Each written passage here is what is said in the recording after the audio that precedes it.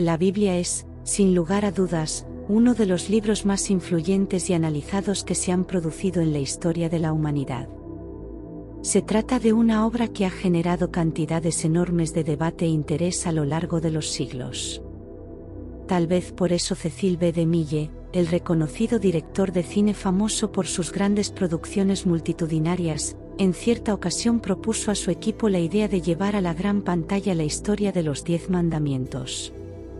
Según se cuenta, cuando sus colaboradores se mostraban escépticos por considerar que era un tema ya demasiado explorado, él exclamó algo así como: ¿cómo vamos a desaprovechar 10.000 años de propaganda bíblica? Su argumento obtuvo la aprobación total porque, en efecto, a lo largo de los siglos se le ha dado una difusión constante y masiva a la Biblia, y esa omnipresencia ha mantenido su enorme magnetismo y su capacidad de influir en la cultura humana. Es bien sabido que quien lee la Biblia, en cualquiera de sus múltiples ediciones, encuentra siempre algo que lo sorprende o lo alienta, algo que lo impulsa a reflexionar. Hay quienes, al abrirla, se topan con algo que los intriga, les brinda cierto consuelo o incluso les causa inquietud. Se podría decir que, de un modo u otro, la Biblia conecta con experiencias universales porque en sus páginas existe poesía, novela, historias breves, relatos de carácter detectivesco, drama, verdad, mentira, ejemplos morales positivos, ejemplos completamente negativos, pasajes sublimes e incluso episodios marcados por la crueldad o el crimen. Incluye descripciones del cielo, del infierno y hasta momentos donde el lector puede caer en la confusión de no entender muy bien de qué se trata todo. A veces, cuando un individuo llega a un pasaje que no comprende y la cierra, deja la lectura a un lado tal vez por un periodo, y después el tiempo pasa sin que la vuelva a abrir. Sin embargo, si esa persona, en algún momento futuro, llega a toparse con un método que le ayude a descifrar la Biblia, es muy probable que le dé otra oportunidad, porque la fuerza de atracción de sus contenidos es inmensa y atraviesa todas las edades. En este punto, afirmo rotundamente que la Biblia es un libro que encierra verdades profundas y contiene en sus páginas poderosas vibraciones, con un influjo que no se agota. Naturalmente, no tienes por qué tomar mi palabra a ciegas.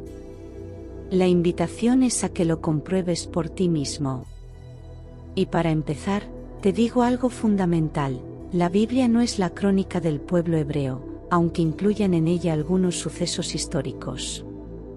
En realidad, hay evidencia de que nadie ha logrado ajustar con total exactitud las narraciones bíblicas a los registros históricos de civilizaciones antiguas como Egipto o Babilonia, pese a que la Biblia menciona nombres de esos imperios. Incluso casos como el del importante geólogo escocés Hugh Miller, quien perdió la razón intentando reconciliar textualmente el Génesis con los hallazgos de la geología, demuestran lo arduo que resulta si se aborda de un modo meramente literal. La Biblia, en esencia, describe la trayectoria interior de la conciencia humana. Lo que se halla en esas páginas es un recuento simbólico de todos los estados mentales y anímicos por los que una persona transita o puede transitar en el curso de su evolución. Se trata del proceso de crecimiento del alma, representado a través de imágenes o escenas que suelen clasificarse como parábolas. Las parábolas, al ser representaciones muy gráficas, retienen fielmente el significado esencial sin verse distorsionadas cuando se transmiten, ya que su sentido se conserva pese a las variaciones que pudieran introducirse en la narración oral de generación en generación. Tal es la utilidad de la parábola: presentar un cuadro que no cambie su fundamento, aunque cambien detalles menores en la forma de contarlo. El hebreo es un idioma con palabras que pueden abarcar varios sentidos. Cada vocablo suele ser una composición amplia de significados que se comprenden en su contexto. Un ejemplo de esto es la palabra hebrea, hom, que puede representar día, calor, etapa, tiempo, periodo o incluso edad, dependiendo de cómo aparezca. El concepto de calor se asocia con el día, en contraste con la noche, que se vincula a la frescura. De ahí que cuando en el texto hebreo se dice que Dios creó el mundo en 7 días, la traducción razonable sería considerarlo como 7 periodos o etapas, no como 7 jornadas de 24 horas. Los 5 libros del Pentateuco, donde el Génesis es el primero, se atribuyen tradicionalmente a Moisés, aunque se supone que él quizás no fue el autor literal de todo el conjunto. Existen relatos similares en inscripciones antiguas de Egipto, Caldea y otras culturas, lo que sugiere que Moisés habría compilado o editado una serie de leyendas que circulaban desde tiempos inmemoriales, uniendo todo en una narración alegórica de la creación. Desde siempre, el ser humano ha sentido curiosidad por sus orígenes y por el origen mismo del universo. Sin embargo, su búsqueda suele centrarse en lo científico y lo material, como cuando se intenta explicar el surgimiento de la materia a partir de átomos y células, olvidando con frecuencia que el proceso que los pone en acción es invisible a los ojos físicos. Por eso ahora se propone que busquemos el origen de todo en el plano de la mente, que, según diversas corrientes, brinda evidencias comprobables cuando se aplican sus leyes, las mismas que se sintetizan en los 7 principios de Hermés, explicados en otra ocasión. La Biblia, ciertamente, no intenta enseñar historia o biografías exhaustivas. Se nota porque, como documento histórico, presenta amplias lagunas y dificultades para el investigador moderno. Y como biografía, ninguna de las vidas que describe se detalla cronológicamente al modo que esperaríamos hoy en día. En realidad, está concebida como una obra magistral de psicología y un tratado de metafísica, con un contenido inmenso que se extiende desde el Génesis hasta el Apocalipsis, y que refleja la progresión del alma humana y del ser humano integral. Quien se adentre en ella, puede encontrar nuevas perspectivas de pensamiento y ver cómo esas enseñanzas ayudan a resolver los problemas de la vida cotidiana. Claro está, no se pretende agotar en esta explicación todo el simbolismo bíblico posible, ni todo el abanico de interpretaciones. Cada nombre, cada pueblo, cada río, cada mar en la Biblia encubre un significado interno. De esta forma, Belén, el pueblo donde nació Jesús, quiere decir casa de pan y señala el plexo nervioso ubicado a la altura de la boca del estómago, un punto donde la sustancia universal se fusiona con los componentes químicos refinados del cuerpo, dando origen paulatino al cuerpo espiritual que se está gestando en cada individuo. De allí que se diga que Jesús, la conciencia crística, nació en Belén de Judea. Todo en el universo es mente. Las formas materiales, en su totalidad, son retratos visibles de ideas. Al analizar la representación, uno puede asomarse al concepto que ésta representa. Por ejemplo, la Estatua de la Libertad en Nueva York, famosa a nivel mundial, es la imagen que simboliza la idea de la libertad, y así se entiende en cualquier parte del mundo. De un modo análogo, los relatos hebreos se entienden como ideas reflejadas de manera gráfica. El cielo personifica las ideas espirituales, la tierra hace referencia a los pensamientos materiales, a la manifestación externa, la luz apunta a la comprensión. Con base en esta simbología, el día primero de la creación alude a la aparición de cielo, tierra y luz en la mente del ser, tal como el texto de Génesis lo describe. Cuando se habla del firmamento en medio de las aguas, se está mencionando la fe. Las aguas simbolizan esas condiciones cambiantes de la vida diaria que acaban por moldear nuestra experiencia. La fe, entendida como una fuerza mental y espiritual, separa aquello que está arriba, lo espiritual, de lo que está abajo, lo material. El producto es la armonía que se asimila al cielo. Quien practica leyes de atracción y correspondencia sabe que, en cuanto la persona abre la Biblia, los 3 versículos que capten su primera mirada suelen relacionarse con la situación específica que atraviesa en ese instante, y en ello se disimula, de manera simbólica, una enseñanza que, tras meditarla, le puede aportar claridad.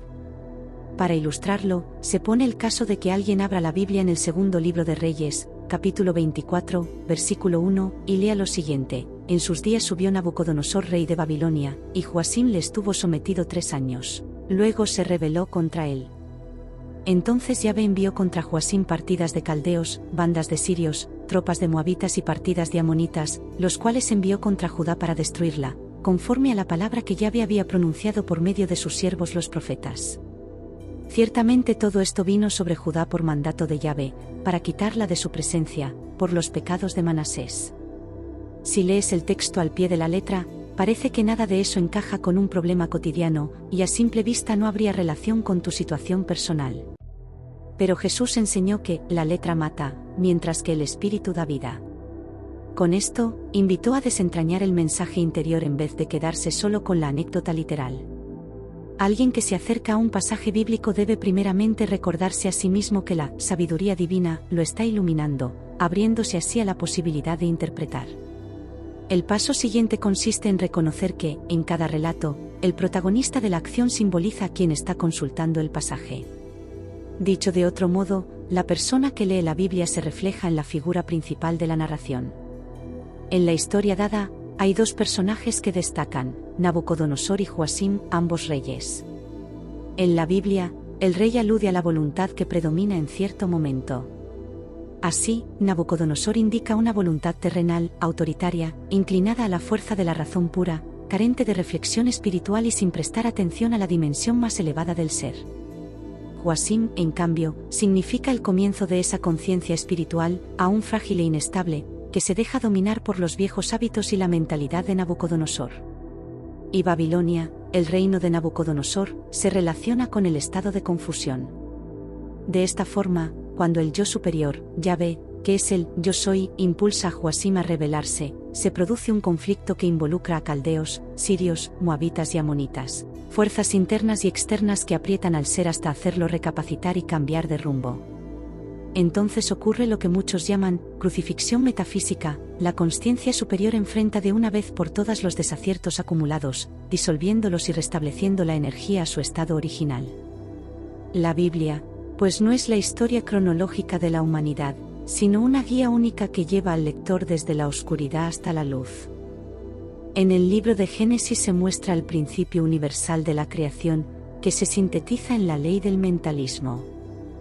Como se ha dicho, todo es mente, y en todo proceso creativo intervienen un pensamiento y un sentimiento, que actúan a manera de padre y madre. Además, se destaca la importancia del verbo, o de la palabra, que es la expresión que concreta lo pensado y lo sentido. Dios, al decir, sea la luz, está verbalizando un deseo que se transforma en realidad. Así, el Génesis comienza con la explicación de que en el principio creó Dios los cielos y la tierra. Mucha gente lo lee como al principio, pero el texto hace referencia más bien a la ley o principio que el autor se dispone a exponer. La tierra equivale a lo que acaba manifestándose afuera, mientras que el cielo concierne al estado de quietud mental y equilibrio donde se gesta toda creación. La tierra estaba desordenada y vacía, es un modo de mostrar que, antes de darse la manifestación, no había forma alguna. Y cuando el Espíritu de Dios se movía sobre la faz de las aguas, simboliza que la energía de la vida actuaba sobre el sentimiento que da forma a lo que se está concibiendo. Porque, agua, en la Biblia, adopta significados distintos según el contexto. En esa instancia, se asocia a la Madre Creadora, al sentimiento que anima lo invisible hacia la forma concreta. Cuando se dice que Dios dijo, hágase la luz, y la luz se hizo, se describe el proceso creativo esencial.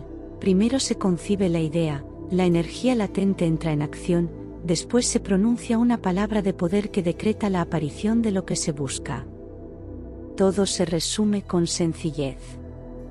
Siguiendo el hilo del Génesis, se advierte que en cada etapa de la creación, Dios contempla lo surgido y ve que es bueno.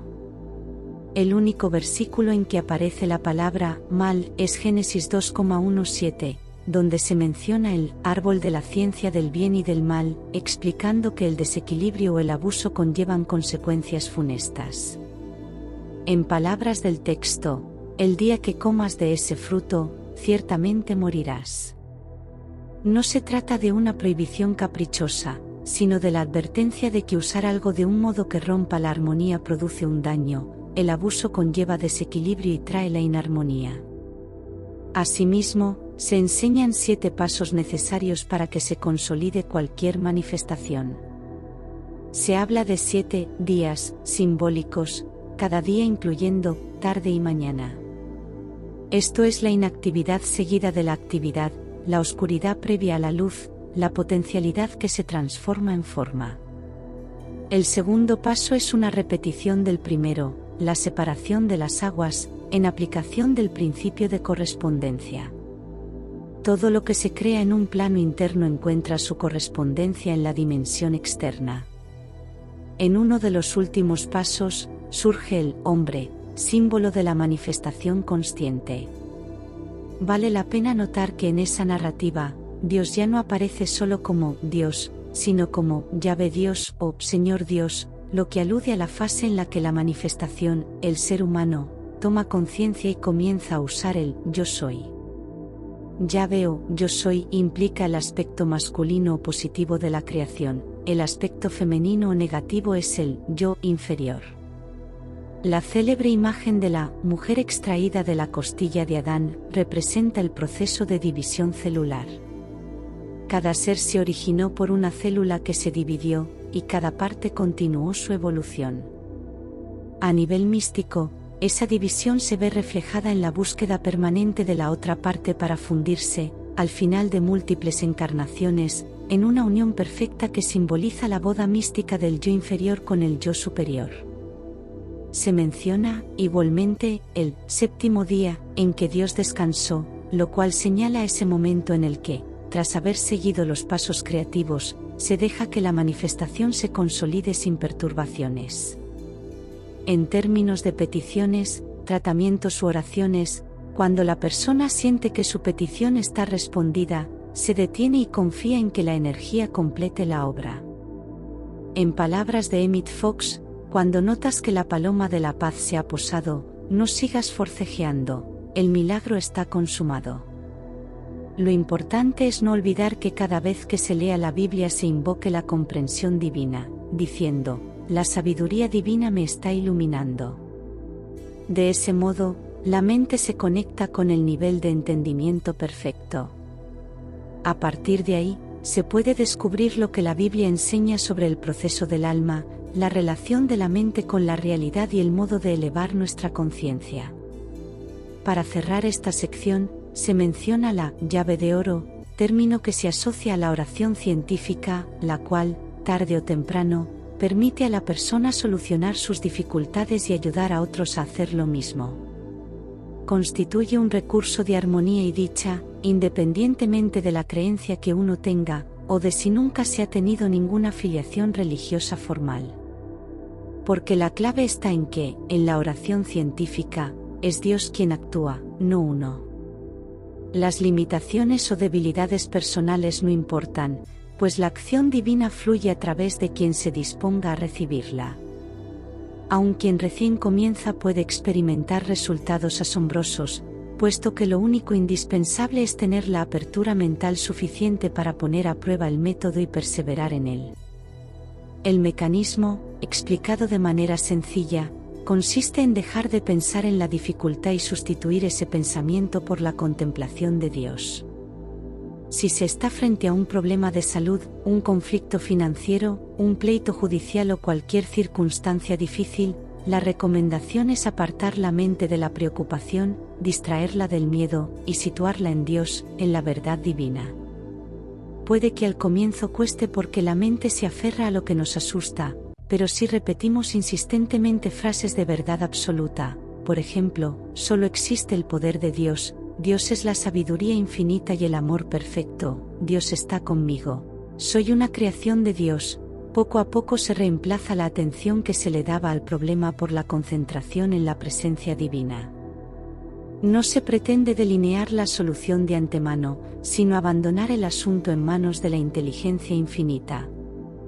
Cuando la mente consigue reposar en esa certeza, la situación encuentra su desenlace perfecto.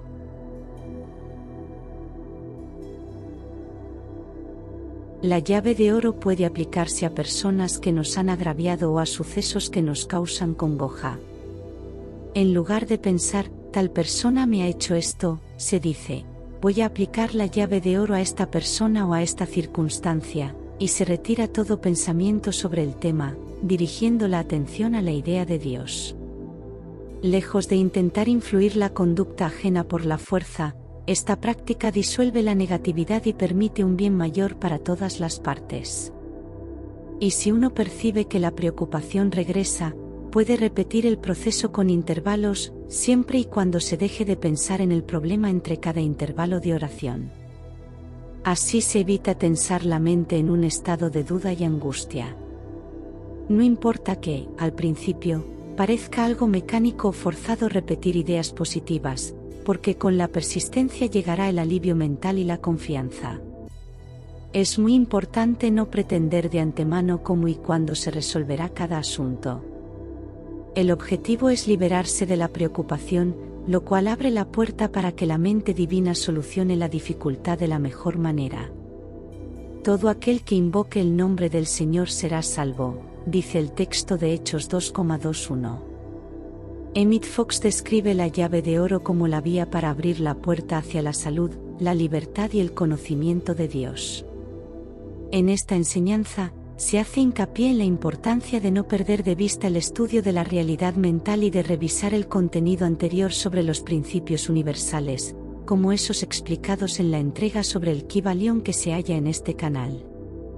Con estas reflexiones, se invita a que quien quiera seguir avanzando repase también la información previa, reflexione en la manera en que la Biblia y las leyes metafísicas dialogan entre sí, y en definitiva, experimente personalmente el poder de la oración y de la mente.